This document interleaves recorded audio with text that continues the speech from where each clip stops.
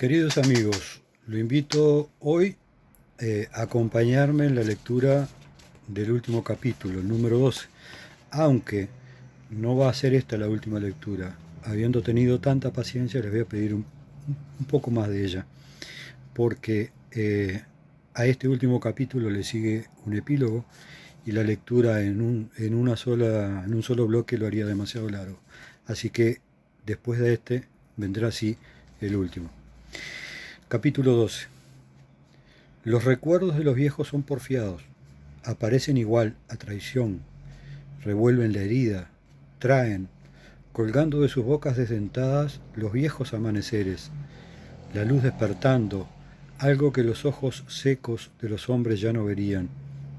Pero allí está aún en el recuerdo de los viejos. Era el tiempo del sol, la luz borrando las sombras, y el agua rumorosa entre piedras. Duelen el recuerdo de los viejos. Los oídos muertos todavía oyen gorjeos, oyen el zumbido de un colibrí danzando sobre flores. Tan lejos todo. Tal vez no sea más que su imaginación de viejos dementes. Sufren los recuerdos de los viejos, pero no los comentan. ¿Para qué?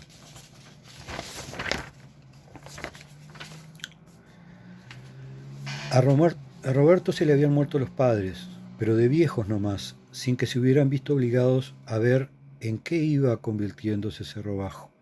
Cuando se instaló la tragedia de las fiebres, y entre los sorprendidos por ella estuvo su propio hijo, José, niño todavía, pensó que algo tenía que hacer.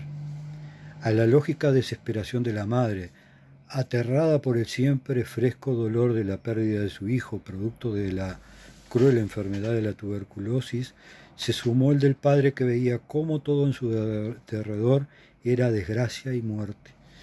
Bien es cierto que José, sin explicación para los médicos que le atendieron, eminentes especialistas llegados de Montefeo ante el avance de la epidemia, los que pensaban que iba a ser un caso más con el final conocido, tras varios días de intensa fiebre y cuando parecía inminente el fatal desenlace pronosticado, despertó una mañana fresco como el rocío de una madrugada invernal. En pocos días el niño se había recuperado totalmente y aquello significó poco menos que un milagro, del cual muchos otros padres y enfermos quisieron aferrarse, pero sin tanta suerte.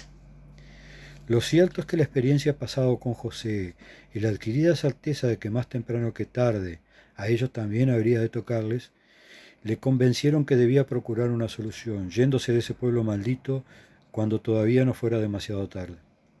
Atento a cualquier señal que le indicara el camino por donde debía encontrar una solución, mientras vegetaba detrás del añejo mostrador huérfano de clientes y mercaderías, apareció un día uno de los hijos de don Román, un mulato viejo que había sido amigo de su padre y que había vivido toda una vida en una pequeña parcela de campo con costa sobre el arroyo, sobre la ribera sur y como 4 leguas al norte del monstruo acechante.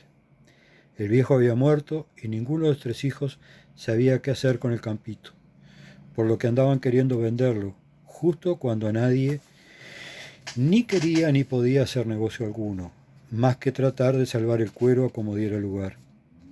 Sin consultar siquiera con su mujer, Roberto le propuso un trueque.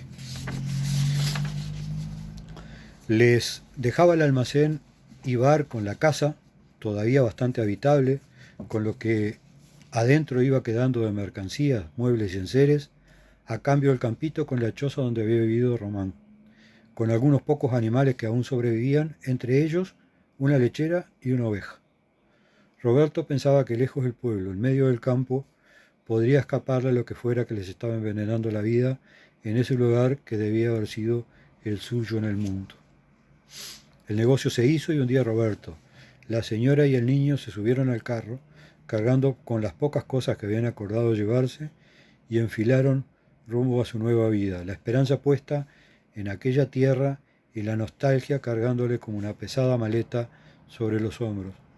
A Cerro Bajo solamente volvería muy cada tanto cuando fuera imprescindible para conseguir alguna cosa que él mismo no pudiera arrancarle a la tierra empobrecida.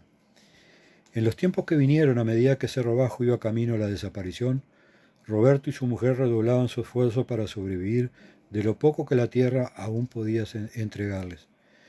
Cultivaban maíz y cuando parecía que empezaban a crecer y a dar sus frutos, regado con el agua que en un tanque arrastrado en el carro por el viejo caballo, lograban sacarle al minúsculo arroyo, se secaba y apenas de las mazorcas despuntaban unos míseros granos. Los zapallos que antes llegaban a pesar kilos, ahora apenas si crecían poco más que un puño, los que sobrevivían.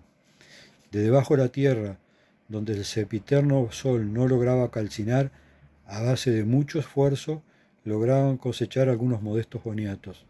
Con las verduras hubieron de desistir, salvo algún que otro repollo y coliflor que ayudaban a darle algo de sustancia a los escuálidos cocidos diarios. De sus esporádicos y cada vez más escasos viajes al pueblo, que a un Roberto envejecido y cansado le insumían casi 2 horas, unas 7 leguas, un poco a caballo, otro poco a pie, porque el pobre jamelgo poco podía exigírsele, viejo, hambriento y flaco como estaba, volvía con cada vez menos cosas. Un poco de harina renegrida, algo de grasa, con suerte algún tocino y poco más. Lo que invariablemente traía para comentarlas con su mujer, porque a José jamás se le hacía saber nada del mundo ajeno al suyo propio, limitado por los viejos alambrados y el exhausto arroyo, eran las mismas viejas novedades, que la gente seguía muriendo producto de las fiebres y el hambre, que hacía tiempo en Cerro Bajo no había nacimientos ni embarazos, disque producto de la ya añeja desnutrición y a la no menos destructiva desesperanza. Un día supo que era rumor confirmado por algunos retornados de las minas que el monstruo había sido abandonado por los gringos, a poco que 2 o 3 de los capangas cayeran bajo el efecto de las misteriosas fiebres. Decían por el pueblo que habían fletado un tren entero, donde habían cargado todo lo que pudieron, junto con sus gentes y familias, y se habían vuelto hacia Montefeo, dejando las minas abandonadas para que el tiempo hiciera de ellas lo que seguramente haría. Decían que el desastre, cada vez más acentuado con la sequía que parecía no tener fin, se había extendido por las poblaciones cercanas. Santa María y Angelines las primeras, pero también mucho más allá del norte, donde los campos permanecían yermos y güeros, un cruel reflejo del mundo que ahora era, y ni pizca conservaba aquel otro que el hombre retenía en su obsesiva memoria como el tesoro más preciado. Nos vemos entonces para el epílogo.